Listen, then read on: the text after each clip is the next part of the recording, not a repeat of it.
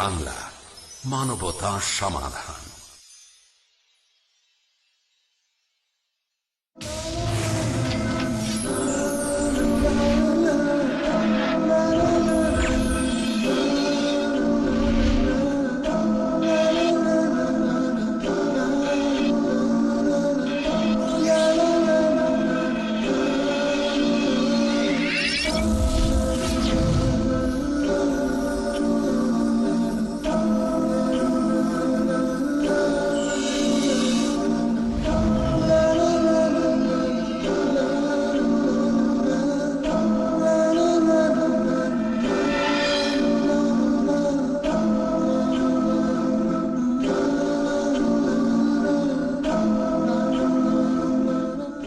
আসসালামু আলাইকুম রহমতুল্লাহি ওয়া বারাকাতুহু। আলহামদুলিল্লাহি ওয়াহদাহ ওয়াসসালাতু ওয়াসসালামু আলা মান লা নাবিয়্যা বা'দাহ। সারা বিশ্বের পিস টিভির সম্মানিত দর্শক শ্রোতা, সুপ্রিয় ভাই বোনেরা, আমরা পিস টিভির মাধ্যমে আপনাদের কাছে দ্বীন, শরিয়াত এবং ইসলামের বিভিন্ন বিষয় আমাদের সাধ্য অনুযায়ী কোরআন ও সুন্নাহর ভিত্তিতে যতটুকু সঠিক এবং শুদ্ধ সেটা আপনাদের সহজভাবে তুলে ধরার চেষ্টা করে থাকি। আজকে হালাল হারাম, হালাল রুজি ইত্যাদি বিষয়ে আলোচনা করার জন্য আমাদের স্টুডিওতে আমন্ত্রণ জানিয়েছি আমার ডান পাশে শেখ আমানুল্লাহ আল মাদানী, শেখ মুজাফফর বিন মুহসিন, শেখ ইউসুফ আব্দুল মজিদ এবং শেখ আব্দুর রাজ্জাক বিন ইউসুফ। আজকে আমরা আলোচনা করতে চাই হালাল রুজির গুরুত্ব প্রসঙ্গে। কতটুকু আল্লাহ পাক তো হালাল এবং তাইয়িব খেতে বলেছে। শেখ আমানুল্লাহ আল মাদানীর কাছে জানতে চাবো যে হালাল রুজির গুরুত্ব কতটুকু, এই ব্যাপারে যদি একটা আলোচনা। হালাল রুজির গুরুত্ব অপরিসীম। হালাল রুজি এমন একটি বিষয় যে হারাম যদি মানুষের শরীরের মধ্যে ঢুকে যায় তাহলে সে শরীর জাহান্নামের খড়ি হওয়ারই উপযুক্ত। রাসূলুল্লাহ সাল্লাল্লাহু আলাইহি সাল্লাম বলেছেন, কুল্লু লাহমিন নাবাতা বিসসহতি ফাহুয়া আওলা বিন্নার। যেই শরীরের ভিতরে বা যে গোশতের ভিতরে যে গোশত বর্ধিত হয়েছে হারাম রুজির মাধ্যমে, হারাম খাদ্যের মাধ্যমে, সেটা জাহান্নামের খড়ি হওয়ারই উপযুক্ত। এখানে আর একটা হাদিস যোগ করা যায় শেখ আমানুর সাথে, লা ইয়াদখুলুল জান্নাতা জাসাদুন গুযজিয়া বিল হারাম। যে দেহ হারাম দ্বারা গঠিত হয়েছে ওই দেহ জান্নাতে প্রবেশ করবে না। আমি একটা ব্যাখ্যা দিয়ে নেই সম্মানিত দর্শক শ্রোতার জন্য। রুজি এবং রিজেক কিন্তু ব্যাপক ব্যাপার। জি, ওমর ফারুক রাদিয়াল্লাহু তাআলা বলতেন, আল্লাহুম্মা রযুকনি শাহাদাতান ফি সাবিলিক। আল্লাহ তুমি আমাকে শাহাদাতের রিজেক দাও, আমি যেন এটা পাই। পোশাক পরিচ্ছদ রিজেকেরই অন্তর্গত। পৃথিবীতে যত কিছু অবলম্বন উপকরণ আমাদের দেহকে বাঁচার জন্য থাকে তার সবই রিজেকেরই অন্তর্গত। রিজেকেরই একটা বিভাজন আর কি, সেগুলা বিভিন্ন ভাবে। সুতরাং আমি শেখ মুজাফফরের কাছে জানতে চাবো যে রুজি এবং রিজেক এটা কতটুকু, কি ব্যাপার, আমরা কি মনে করতে পারি, এটাকে কতটুকু আর ব্যাপকতা হতে পারে? রিজিক তো স্পষ্ট যে আল্লাহর পক্ষ থেকে বান্দার উপরে যা চলাফেরা জীবন যাপনের জন্য যেটা পথ খুলে দেওয়া হয় মূলত সেটাকে আমরা রিজিক বলতে পারি। আর রুজি যেটা, সেটা যেটা বাংলা ভাষায় বলা হচ্ছে কিন্তু যেটাকে খাদ্য হিসাবে গ্রহণ করা হয়, এটা দুইটা দিকে আমাদেরকে লক্ষ্য রাখতে হবে যে আমার মধ্যে যেন কখনো অবৈধ পথে মানে অর্জিত বিষয় যেন আমার মধ্যে না আসে। যেমন ওই হাদিস থেকে আমরা জানতে পারি রাসূলুল্লাহ সাল্লাল্লাহু আলাইহি ওয়াসাল্লাম বলছেন ওই ব্যক্তিকে লক্ষ্য করে, যে হাদিসটা অবশ্য বড় হাদিস, তো প্রথমে বলে নিয়েছেন একটা মূলনীতি, ইন্নাল্লাহ তাইয়্যিব লা ইয়াকবালুল্লাহু ইল্লা তাইয়্যিবা। আল্লাহ পবিত্র, তিনি পবিত্র বস্তু ছাড়া গ্রহণ করেন না। অতঃপর একটা উদাহরণ দিতে গিয়ে এমন কি একজন দরিদ্র অসহায় ব্যক্তি যদি হয় কিন্তু তার কথা কবুল করবেন না, এখানে একটা মাপকাঠি বলতে গিয়ে বলছেন যে ওই ব্যক্তি মাথার চুলগুলো উস্কো খুস্কো অসহায় আল্লাহর কাছে দোকানে হাত তুলে দোয়া করছে, কিন্তু আল্লাহ রাসূল বলছেন মাতাহামুহু হারামুন, তার খাদ্য হারাম, ওয়া মাশরাবুহু হারামুন, তার পানীয়টাও হারাম যেটা পান করে, ওয়া মালবাসুহু হারামুন, তার পোশাকটাও হারাম। তাহলে বুঝে যাচ্ছে যেখানে রিজকের মাপকাঠি যে দুভাগে, আমি যেটা ভক্ষণ করব পান করব সেটা এবং যা আমি ব্যবহার করব জীবন পরিচালনার জন্য সেটা, দুইটাকে অন্তর্ভুক্ত আসবে। করতে হবে। একটা কোরআনের আয়াত সূরা জুমার, وَإِذَا رَأَوْا تِجَارَةً أَوْ لَهْوًا انفَضُّوا إِلَيْهَا وَتَرَكُوكَ قَائِمًا قُلْ مَا عِندَ اللَّهِ خَيْرٌ مِنَ اللَّهْوِ وَمِنَ التِّجَارَةِ وَاللَّهُ خَيْرُ الرَّازِقِينَ। জি জি এই যে এখানে রিজিকের কথাটা আসছে, আগে যে সকল জিনিসের বিবরণ দেওয়া আছে ওগুলা রিজিকের অন্তর্গত হবে কিনা, তিজারা, লাহওয়ান, ফাদ্দু, আও তিজারা ইত্যাদি ইত্যাদি। কোরআন কারীমের এই আয়াত নাজিল হয়েছিল যখন রাসূল করিম সাল্লাল্লাহু আলাইহি ওয়াসাল্লাম জুমার নামাজ আদায় করতেছিলেন এবং মদিনা শরীফে অভাব কিছুটা ছিল, আর তিজারতি কাফেলা যেটা সবসময় আসে না, নামাজের সময় খুতবার সময় চলে আসছে, তখন যারা ব্যবসায়ী তারা ওই তিজারতকে ধরবার জন্য, তো ব্যবসায়ী পণ্যকে খরিদ করবার জন্য তারা কিছু সংখ্যক চলে এসেছিলেন। তখন আল্লাহ তাআলা তাদেরকে সতর্ক করলেন যে রিজিক তো আল্লাহ দান করবেন, এখন নামাজের সময় রসুল খুতবা দিচ্ছেন, এই সময় রসুলকে এইভাবে রেখে তিজারতের দিকে প্রলুব্ধ হওয়া এবং সেই দিকে অগ্রসর হওয়া এটা সমীচীন হয় নাই। এ পর্যায়ে আল্লাহ তাআলা ইরশাদ করেন আল্লাহু খায়রুর রাযিকিন, যে আল্লাহ পাক শ্রেষ্ঠ রিজিক দান করেনওয়ালা। যে রিজিক নামাজ শেষ করার পরেও আল্লাহ পাক কারোর জন্য নির্ধারিত রিজিক রাখেন, তাহলে সে সেটা অবশ্যই পাবে। রিজিক আল্লাহর হাতে, যে ইন্নাল্লাহা হুয়ার রাজ্জাকু যুল কুওয়াতিল মাতিন। একটা হাদিস আছে, তিনি রিজিক দিন। সহিহ বুখারী এবং মুসলিমে রয়েছে, কিতাবুল কদর সহ। সহিহ বুখারীর কিতাবুল আম্বিয়া বাদুল খালক কোন জায়গায় এসেছে হাদিসটা, যে পেটের মধ্যেই থাকতেই ওই রিজিক লিপিবদ্ধ হয়। এই ব্যাপারে যদি একটু আলোকপাত করতেন শেখ আব্দুর রাজ্জাক ইউসুফ। সম্মানিত দর্শক মণ্ডলী, আমাদের ইন্না আহাদাকুম ইউজমাউ ফি বাতনি, মুসলিউদ্দিন সাহেব হয়তোবা কয়েকবার আমাদের এইদিকে ইঙ্গিত করতে চাচ্ছেন যে আমরা যেটা ভক্ষণ করি শুধু সেটাই রুজি, না আরো আনুষঙ্গিক কিছু আমাদের কর্ম এটাও রুজির অন্তর্ভুক্ত। বিভিন্ন হাদিস দ্বারা বোঝা যায় যে মানুষের যে ভালো আমল, তাসবিহ, তাহলিল, জিকির, আজকার, এটাও একটা রিজিক। মানুষ যে আল্লাহর পক্ষ থেকে, জি, আর মানুষ যে অনেক সময় বিভিন্ন কাজের সাথে জড়িত থাকে তার কর্মজীবনে, সেটাও তার রিজিক। কিন্তু ওখানে যে আল্লাহ তাআলা যখন মায়ের পেটে কারো শুক্রকীট ৩৪ অর্থাৎ 120 দিন 120 দিন কম বেশি আর কি, কম বেশ এরকম হয়ে যায়, তখন তার জন্য যেটা নির্ধারণ করা হয় সেটা তার জাহান্নাম জান্নাত, সে ভালো মন্দ এবং সে কি রুজি ভক্ষণ করবে, ওখানে তার নির্ধারিত রুজি অর্থাৎ যেটা ও খাবে, সেটাই সে হাদিসে ইঙ্গিত করা হয়েছে। কেননা আল্লাহ রাসূল অন্য জায়গাতে বলছেন যে ইন্না রিজকা ইয়াতলুবুন নাস কামা ইয়াতলুবু আজালুহু, মানুষের রুজি মানুষকে খুঁজে যেমন ভাবে তার মরণ তাকে খুঁজে। মানুষের মরণ যেমন মানুষকে ফেল করে না, মানুষের নির্ধারিত রুজি যেটা মায়ের পেটে নির্ধারণ হয়েছে সেটা সে ভোগ করবেই। আর এ কারণে আমরা দেখে থাকি যে অনেক সময় অনেক মানুষ মরার সময়তে বেশি খাচ্ছে, তার মানে তার হায়াত কমে এসেছে কিন্তু রুজি শেষ হয়নি। তাকে ওই সময়ের মধ্যে রুজি খেতেই হবে যেটা আল্লাহ নির্ধারণ করেছেন। অনেক মানুষ দেখা যায় যে বেঁচে আছে, কিছু খায় না, একটু হয়তো ফলের রস খেলো বা একটু পানি খেলো, কয়েক মাস বেঁচে আছে, বছরও বেঁচে আছে, তাহলে বুঝতে হবে যে তার হায়াত বাকি আছে কিন্তু তার রুজি শেষ হয়ে গেছে। তাহলে আমরা এই আলোচনা থেকে বুঝতে পারলাম ডক্টর যে রুজিটা একটা ব্যাপক জিনিস। এমনকি তাফসিরে বাইজাবির মধ্যে কাজী বাইজাবি রাহিমাহুল্লাহ এই ব্যাপারে বলতে চেয়েছেন হারামটাও কি রুজি না হারামটা রুজির বাইরে, এ ব্যাপারে বিস্তারিত আলোচনা করার চেষ্টা করেছেন।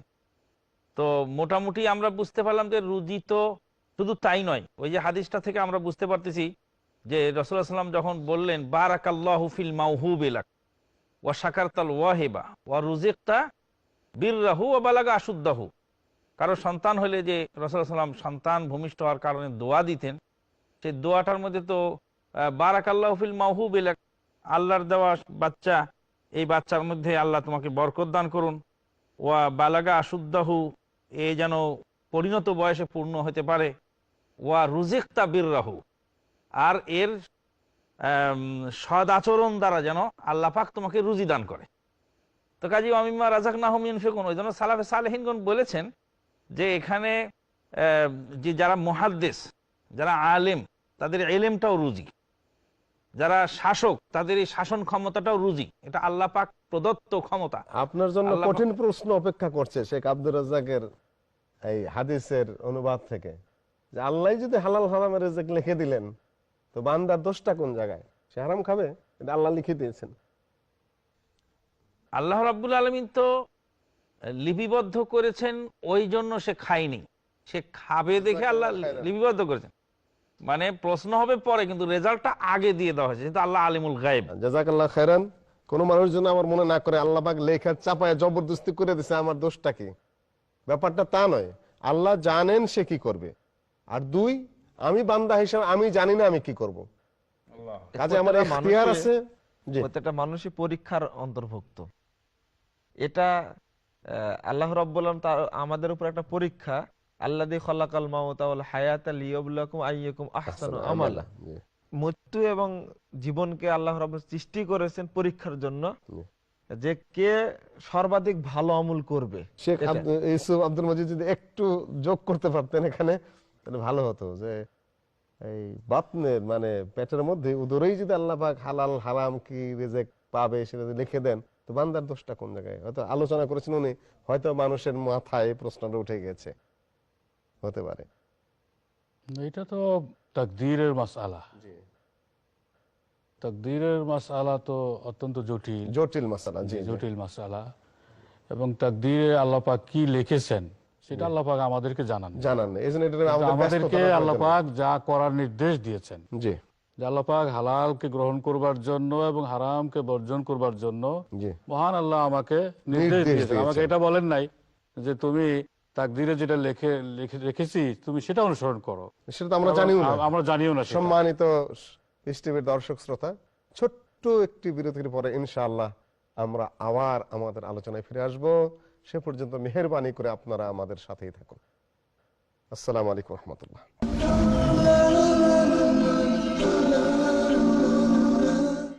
সৃষ্টিকর্তাকে জানার জন্য ইসলামের রূপন সমূহ মেনে চলার গুরুত্ব কি, ভালো মন্দের মাঝে তফাৎ করার জন্য চেতনা দিয়েছেন, আল্লাহর শরীয়তের বাইরে যাওয়ার সুযোগও তার দিয়েছেন, মানবতাকে রক্ষা করার জন্য। আল্লাহ সুবহানাহু ওয়া তাআলা তিনি ইসলাম দিয়েছেন, এটা অনুসরণের ভিতরেই মানুষের কল্যাণ নিহিত রয়েছে।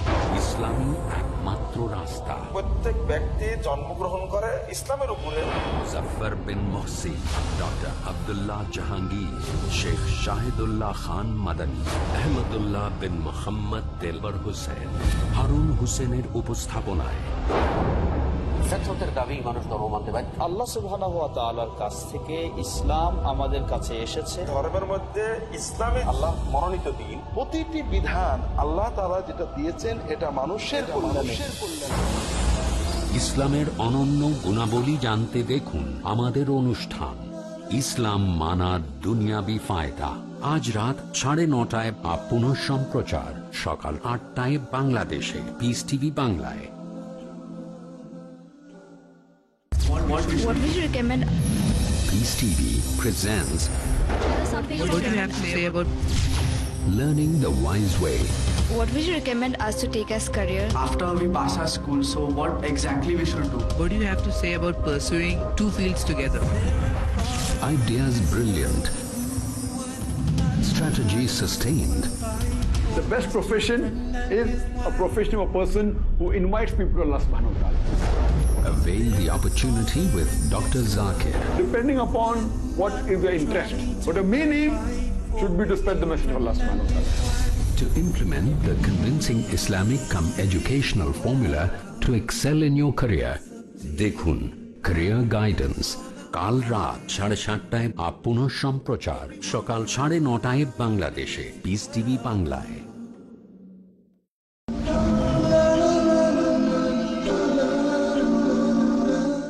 আসসালামু আলাইকুম রহমতুল্লাহি ওয়া বারাকাতুহু। ছোট্ট একটি বিরতির পরে আমরা আবার পিস টিভির দর্শক ও শ্রোতাদের সামনে ফিরে আসলাম।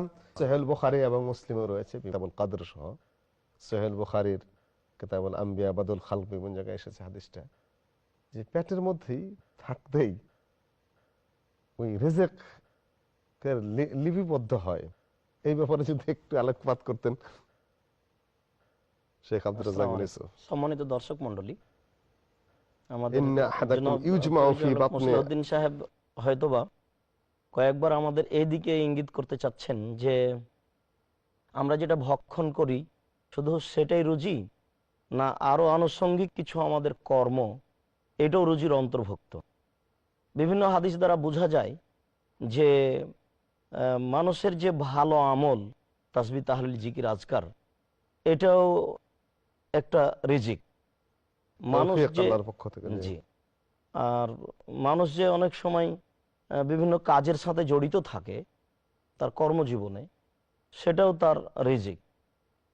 কিন্তু ওখানে যে আল্লাহ তাআলা যখন মায়ের পেটে কারো শুক্রকীট ৩৪ অর্থাৎ ১২০ দিন কম বেশ এরকম হয়ে যায়, তখন তার জন্য যেটা নির্ধারণ করা হয় সেটা তার জাহান্নাম জান্নাত, সে ভালো মন্দ এবং সে কি রুজি ভক্ষণ করবে, ওখানে তার নির্ধারিত রুজি অর্থাৎ যেটা ও খাবে সেটাই সে হাদিসে ইঙ্গিত করা হয়েছে।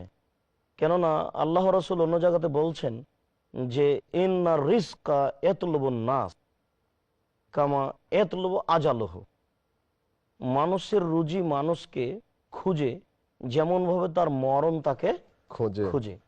মানুষের মরণ যেমন মানুষকে ফেল করে না, মানুষের নির্ধারিত রুজি যেটা মায়ের পেটে নির্ধারণ হয়েছে সেটা সে ভোগ করবেই। আর এ কারণে আমরা দেখে থাকি যে অনেক সময় অনেক মানুষ মরার সময়তে বেশি খাচ্ছে, তার মানে তার হায়াত কমে এসেছে কিন্তু রুজি শেষ হয়নি। তাকে ওই সময়ের মধ্যে রুজি খেতেই হবে যেটা আল্লাহ নির্ধারণ করেছেন। অনেক মানুষ দেখা যায় যে বেঁচে আছে, কিছু খায় না, একটু হয়তো ফলের রস খেলো বা একটু পানি খেলো, কয়েক মাস বেঁচে আছে, বছরও বেঁচে আছে, তাহলে বুঝতে হবে যে তার হায়াত বাকি আছে কিন্তু তার রুজি শেষ হয়ে গেছে। তাহলে আমরা এই আলোচনা থেকে বুঝতে পারলাম ডক্টর যে রুজিটা একটা ব্যাপক জিনিস। এমনকি তাফসিরে বাইজাবির মধ্যে কাজী বাইজাবি রাহিমাহুল্লাহ এই ব্যাপারে বলতে চেয়েছেন হারামটাও কি রুজি না হারামটা রুজির বাইরে, এ ব্যাপারে বিস্তারিত আলোচনা করার চেষ্টা করেছেন। তো মোটামুটি আমরা বুঝতে পারলাম যে রুজি তো শুধু তাই নয়, ওই যে হাদিসটা থেকে আমরা বুঝতে পারতেছি যে রাসূলুল্লাহ সাল্লাল্লাহু আলাইহি ওয়াসাল্লাম যখন বললেন বারাকাল্লাহু ফিল মাওহুবি লাক ওয়া শাকারতাল ওয়াহিবা ওয়া রুজিকতা বিররাহু ওয়া বালাগা আশুদ্দাহু, কারো সন্তান হলে যে রাসূলুল্লাহ সাল্লাল্লাহু আলাইহি ওয়াসাল্লাম সন্তান ভূমিষ্ঠ হওয়ার কারণে দোয়া দিতেন, সেই দোয়াটার মধ্যে তো বারাকাল্লাহু ফিল মাওহুবি লাক, আল্লাহর দেওয়া বাচ্চা, এই বাচ্চার মধ্যে আল্লাহ তোমাকে বরকত দান করুন, ওয়া বালাগা আশুদ্দাহু, এ যেন পরিণত বয়সে পূর্ণ হতে পারে, ওয়া রুজিকতা বিররাহু, আর এর সদ আচরণ দ্বারা যেন আল্লাহ পাক তোমাকে রুজি দান করে।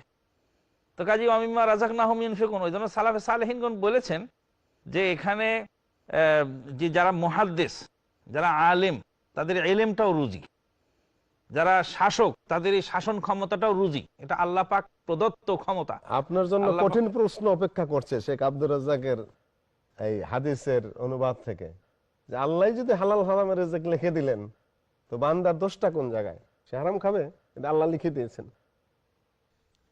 আল্লাহ রাব্বুল আলামিন তো লিপিবদ্ধ করেছেন, ওই জন্য সে খায়নি, সে খাবে দেখে আল্লাহ লিপিবদ্ধ করেছেন। মানে প্রশ্ন হবে পরে, কিন্তু রেজাল্টটা আগে দিয়ে দেওয়া হয়েছে, কিন্তু আল্লাহ আলিমুল গায়েব। জাযাকাল্লাহ খায়রান। শেখ ইউসুফ আব্দুল মজিদ যদি সেটা তিনি একটু আরেকটু ক্লিয়ার করে যান। সেটা স্পষ্ট যে মহান রব্বুল আলামিন কুরআনুল কারীম নাজিল করেছেন এবং আল্লাহ তাআলা আমাদের জন্য হালাল হারাম বিস্তারিতভাবে কুরআনুল কারীমে এবং রাসূল কারীম সাল্লাল্লাহু আলাইহি ওয়াসাল্লামের মাধ্যমে আমাদেরকে জানিয়ে দিয়েছেন, আমাদেরকে নির্দেশ দিয়েছেন যে তোমরা হালাল ভক্ষণ করো এবং হারাম থেকে তোমরা বিরত থাকো। তো আমাদের উপরে যেটা কর্তব্য সেটা হচ্ছে আমরা আল্লাহ পাকের নির্দেশ পালন করব। এবং এক্ষেত্রে যদি আমরা আল্লাহ পাকের নির্দেশ পালন করতে ব্যর্থ হই, আল্লাহ তাআলা আমাদেরকে ইখতিয়ারও দিয়ে দিয়েছেন, ইখতিয়ার একটা সীমিত, একটা লিমিটেড ফ্রিডম আল্লাহ পাক আমাদেরকে দিয়েছেন, একটা নির্দিষ্ট অঙ্গনে আল্লাহ পাক আমাদেরকে ইখতিয়ার এবং স্বাধীনতা, ইচ্ছা শক্তি আমাদেরকে দিয়েছেন। সেই ইচ্ছা শক্তিকে প্রয়োগ করে আমরা যখন আল্লাহ পাকের হুকুমগুলো পালন করব, আল্লাহ পাক আমাদের জন্য পুরস্কার রেখেছেন। আর যখন আমরা আল্লাহ পাকের হুকুম হাকামের সীমা লঙ্ঘন করে আমরা হারামে লিপ্ত হয়ে যাব, তখন আল্লাহ পাক কঠিন মর্মন্তুদ শাস্তির আমাদেরকে ভয় দেখিয়েছেন। তাহলে এখানে আমরা জানতে পারলাম দর্শক শ্রোতা, কি লিপিবদ্ধ আছে, কি আল্লাহর ইলম আছে, এটা আমরা জানি না। যা জানি না ওলা তাকফু মা লাইসা লাকা বিহি ইলম, তুমি তোমার তাকদীর জানো না, এটা না তোমার চিন্তার বিষয়ই না। 2, আপনাকে হালাল কোনটা হারাম কোনটা বিস্তারিত বিবরণ দিয়ে দেওয়া আছে। 3, আপনাকে ইখতিয়ার বা অধিকার বা ক্ষমতা দেওয়া আছে যে আপনি কোনটা গ্রহণ করবেন। 4, আপনি আল্লাহর কাছে সবসময় দোয়া করবেন, কামনা করবেন যাতে আল্লাহ যেটা হালাল সেটাই যেন আপনাকে খাওয়ার তৌফিক দান করেন।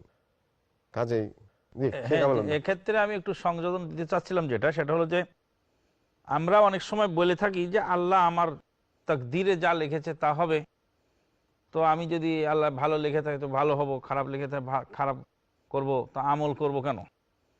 তো সেক্ষেত্রে আমরা বলতে পারি যে আল্লাহ তো ভালো মন্দ যেমন লিপিবদ্ধ করেছেন, রুজিটাও তো লিপিবদ্ধ করেছেন। তো আপনি রুজি আবার তালাশ করেন কেন?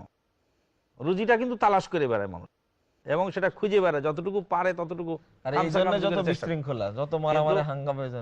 ভালো হওয়ার জন্য বা ভালো কাজ করার জন্য তখন কিন্তু ওই তাকদীরের দোহাই দিয়ে বসে থাকার চেষ্টা করে যে আমার যদি জান্নাত নসিব থাকে তো জান্নাত পাবো, তা আমল করে কি হবে?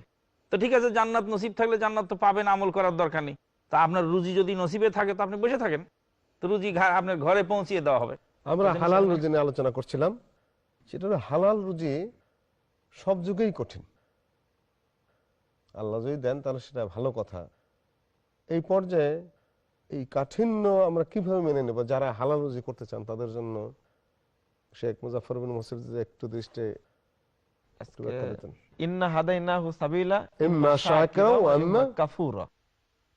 আমি যখন পথে সামনে আগাবো তখন আমার বুদ্ধি, আমার জ্ঞান দেখতে পাবে যে কোনটা খারাপ, কোনটা ভালো, কোনটা হালাল, কোনটা হারাম।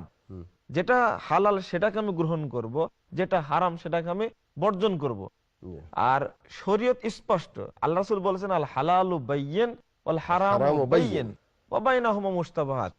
হালালটাও পরিষ্কার বর্ণনা করা হয়েছে, হারামটাও পরিষ্কার বর্ণনা করা হয়েছে। সুতরাং আমরা কোরআন আয়াত থেকে বুঝতে পারলাম যে আল্লাহ রাব্বুল আলামিন আমাদের সামনে দুইটা রেখেছেন। রাসূল সাল্লাল্লাহু আলাইহি ওয়াসাল্লাম বললেন হালাল কোনটা এবং হারাম কোনটা সেটাও পরিষ্কার। আর এইটা চিনে পথ চলার জন্য মানুষের কঠিন হওয়ার কোনো কারণই নেই। শেখ আব্দুর রাজ্জাক ইসমাইল কাছে শেখ মুজাফফরকে যে প্রশ্ন করছে এটা নিয়ে ফিরে আসি। এই হালাল রুজি করা সব যুগেই কঠিন। হালাল রুজি উপার্জন করা সংকট, কঠিন, এই কথা ঠিক। কেননা রাসূল সাল্লাল্লাহু আলাইহি ওয়াসাল্লাম বলছেন যে ইয়াতি আলান নাস জামানুন লা ইউবালিন নাস মা খাজা মিনহু আমিন আল হালাল আমিন আল হারাম। মানুষের উপরে এমন একটা সময় চলে আসছে যেই সময়ে মানুষ বৈধ উপার্জন করবে কি অবৈধ উপার্জন করবে সেটা সে চিন্তা ভাবনা করবে না, বিবেচনা করবে না। আল্লাহর নবী বলছেন যে তোমরা দরিদ্র হয়ে যাবা, এটা আমি ভয় করি না। তোমরা দরিদ্র হয়ে যাবে এটা আমি ভয় করি না, তবে আমি ভয় করছি যে বসেতা তালাইকুমুদ দুনিয়া, তোমাদের উপরে পৃথিবীর এই পয়সা উপার্জনের প্রযুক্তিকে খুলে ধরা হবে, তুলে ধরা হবে। তখন তোমরা চিন্তা ভাবনা না করেই এই পয়সা উপার্জন করবে, তোমরা ধ্বংস হয়ে যাবে যেমন পূর্বের লোক ধ্বংস হয়ে গেছে।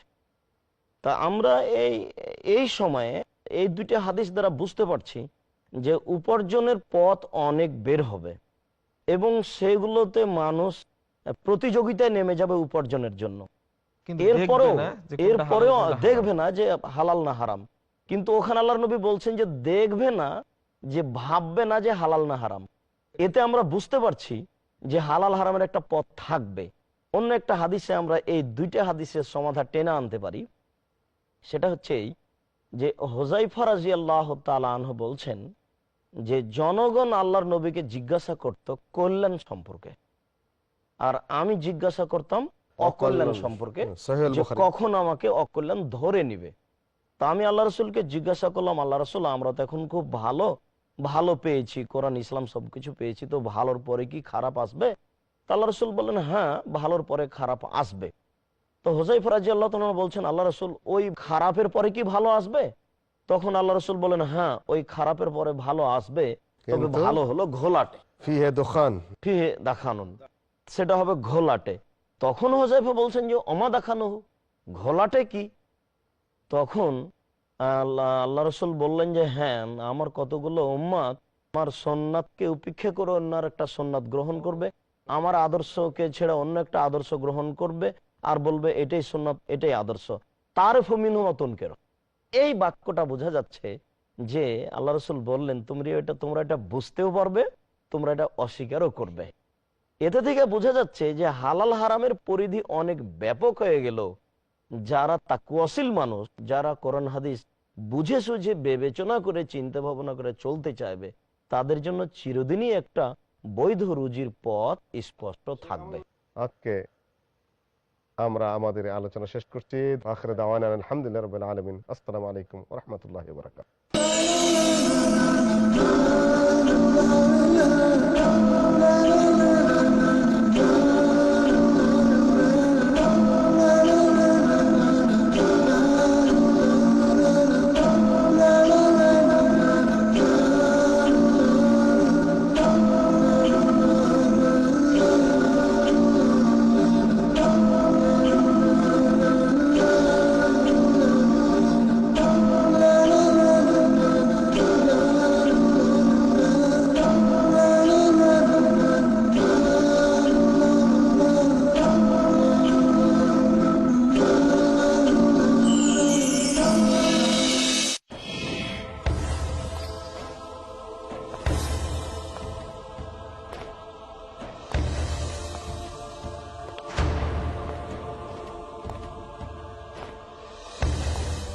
কোরআন ও সুন্নাহর আলোকে জীবন ও মনকে উদ্ভাসিত করতে হলে চাই সুদৃঢ় ঈমান এবং পরিচ্ছন্ন অন্তর।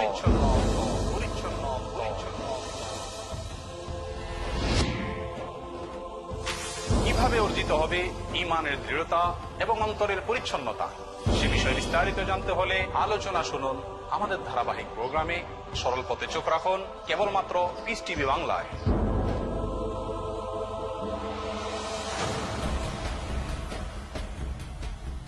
জানুন সেই দীপ্তিমান বিশেষ পথ যার সম্পর্কে মহান আল্লাহ পবিত্র কোরআনে উল্লেখ করেছেন। সরল পথ প্রতি সোমবার রাত 8:30 বা পুনঃ সম্প্রচার সকাল 7টায় বাংলাদেশে পিস টিভি বাংলায়।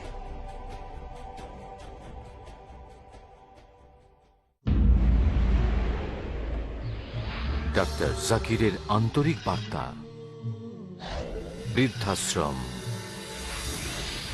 আল কুরআন সূরা ইসরা সূরা নম্বর 17 আয়াত নম্বর 23 ও 24 উল্লেখ আছে, তোমার প্রভু নির্দেশ দেন যে তাকে ছাড়া আর কারো ইবাদত করবে না এবং পিতামাতার সাথে সদ্ব্যবহার করবে। যদি তাদের একজন বা উভয় তোমার জীবদ্দশায় বার্ধক্য পরিণত হয়, তবে তাদের সাথে বিরক্ত প্রকাশ করে উফ শব্দটিও তোমরা বলো না। তাদের সাথে বিনয়ের সহিত কথা বলবে এবং তাদের সামনে দয়া আর নম্রতার ডানা মেলে দেবে, আর বলো হে প্রভু, তাদের প্রতি অনুগ্রহ করো যেমন ভাবে তারা আমাকে শৈশবে লালন করেছে। বৃদ্ধাশ্রমের কোনো স্থান নেই ইসলামে। পিস টিভি বাংলা, মানবতার সমাধান।